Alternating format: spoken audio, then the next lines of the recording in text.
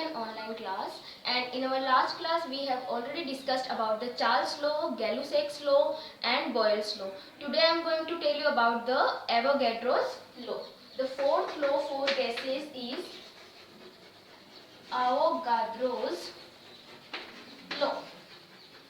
Okay, and in this law it states that at the constant pressure and temperature, the volume of an ideal gas is directly proportional to its number of moles या its amount. किसके directly proportional होता है? Volume gas के amount के directly proportional होता है. ठीक है, प्रोपोर्शनलिटी का साइन हटाएंगे तो हमें पता है क्या आता है, कांस्टेंट आता है. यहाँ पे मैं कांस्टेंट ले लेती हूँ K4. क्या ले लेती हूँ? K4 and N. ठीक है, अब हम बात करते हैं. देखिए, जो वॉल्यूम होता है एक आइडियल गैस का ऑन STP यानी कि standard temperature pressure. Standard temperature और प्रेशर पर जो किसी भी आइडियल गैस का वॉल्यूम जो होता है वो फिक्स होता है.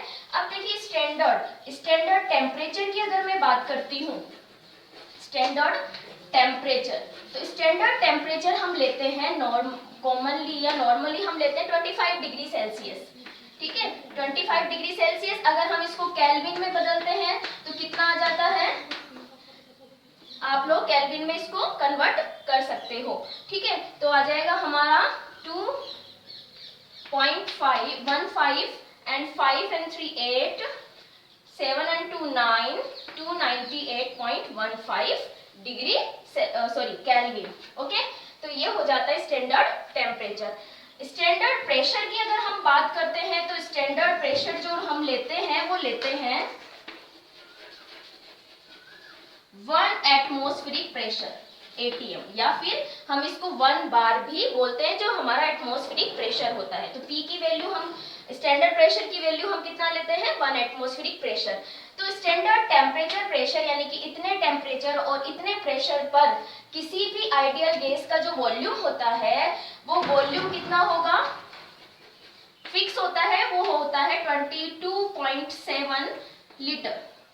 ओके, तो ये हो गई स्टैंडर्ड कंडीशंस. अब अगर हमें पता है कि किसी भी गैस का अगर हम अमाउंट बढ़ाते हैं या गैस का की जो क्वांटिटी है वो इंक्रीज करते हैं, नंबर ऑफ मोल्स बढ़ाते हैं, तो वो जो जितना वॉल्यूम कवर करेगा वो भी साथ में उसका इंक्रीज होता जाएगा. इसका मतलब यही है डायरेक्टली प्रोपोर्शनल का, कि अगर नंबर ऑफ मोल्स बढ़ते हैं, गैस का अमाउंट बढ़ता है, तो वॉल्यूम भी बढ़ेगा. ठीक है, तो ये तो हो गई हमारा जो आवोगाद्रोस लॉ है उसका डिस्क्रिप्शन. नेक्स्ट हम बात करते हैं कि अभी हमने जो 4 लॉज पढ़े, ठीक है, हमने 4 लॉज कौन कौन से पढ़े हैं? चलिए हम रिवाइज करते हैं उनका. फर्स्ट हमने पढ़ा है बॉयल्स लॉ. फर्स्ट हमने क्या पढ़ा? Boyle's law. ठीक है, and you all know that in Boyle's law we take, हम क्या लेते हैं? प्रेशर कांस्टेंट क्या लेते हैं? टेम्परेचर. ठीक है, बॉयल्स लॉ में जब हम टेम्परेचर कांस्टेंट लेते हैं, क्या लेते हैं? टेम्परेचर कांस्टेंट, यानी फिक्स रखते हैं हम टेम्परेचर को. तो हमारा जो रिलेशनशिप आया था प्रेशर और वॉल्यूम में, वो क्या आया था? Volume is directly proportional to 1/P.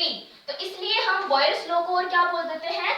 Volume pressure relationship. क्या बोल देते हैं? Volume pressure relationship.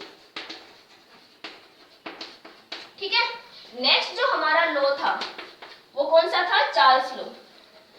और चार्ल्स लॉ जो होता है वो होता है एट द कांस्टेंट प्रेशर. किस पर? जब प्रेशर कांस्टेंट होता है. ठीक है, तो यहाँ पर हमारे पास रिलेशनशिप क्या आई थी? V is directly proportional to temperature, यानी वॉल्यूम जो है वो डायरेक्टली प्रोपोर्शनल होता है टेम्परेचर के. तो इसीलिए हम इस लॉ को और क्या बोल देते हैं? Volume temperature relationship. Okay, next हम बात करते हैं थर्ड लॉ की, जो था हमारा गै-लुसैक्स लॉ. गै-लुसैक्स लॉ. एंड गै-लुसैक्स लॉ में हमने बात करी थी कि वॉल्यूम हमने क्या रखा था? कांस्टेंट रखा था.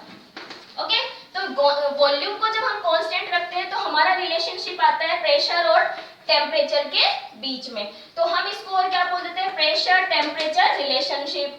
Okay, next and last law जो अभी हमने पढ़ा है वो एवोगाड्रोस लॉ,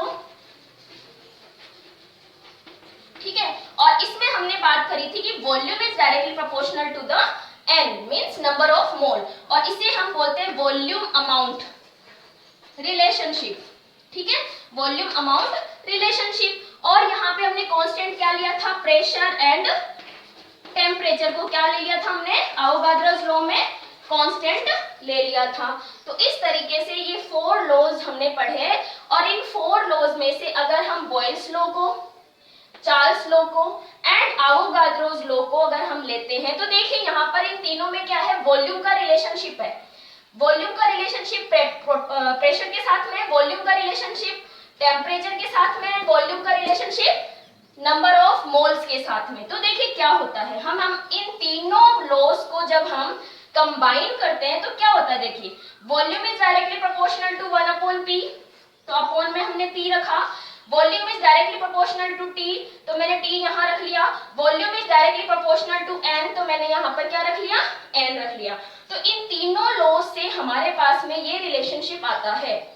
ओके, अब प्रोपोर्शनलिटी का साइन हटाते हैं तो देखिए क्या हो जाएगा, एक कांस्टेंट आता है आर, क्या आता है आर, तो मैं इसको और क्या लिख सकती हूँ, n R T upon P, क्या लिख लिया मैंने, एन, फिर मैंने कांस्टेंट रख दिया, इक्वल टू में चेंज किया है प्रोपोर्शनलिटी का साइन को, तो n R T upon P.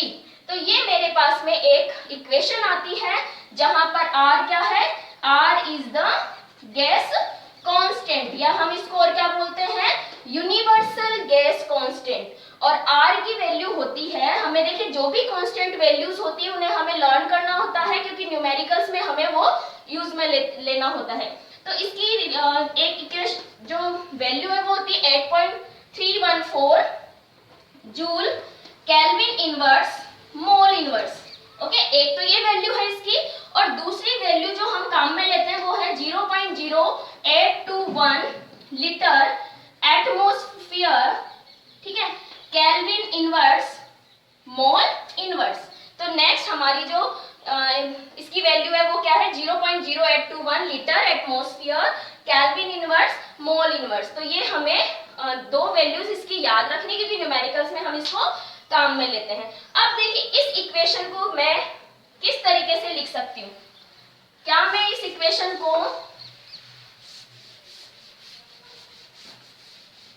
देखिए, हम इस इक्वेशन को इस तरीके से लिख सकते हैं, अगर P को मैं यहाँ ले आऊं तो क्या हो जाएगा, PV equal to nRT। Okay, तो ये हमारे पास इक्वेशन आती है, and this equation is known as ideal gas equation, ideal gas equation.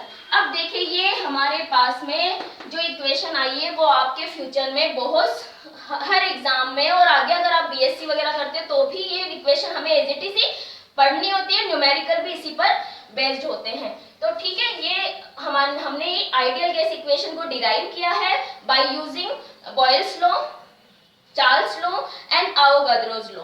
ठीक है, अब देखिए अगर मैं इस इक्वेशन को इस तरीके से लिखती हूँ, P V upon n T equal to R, देखिए यहाँ से एन और टी को मैं यहाँ अपॉन में ले आती हूँ, तो देखिए यहाँ से क्या मिला है हमें, P V upon n T की वैल्यू क्या मिली है, कांस्टेंट मिली है।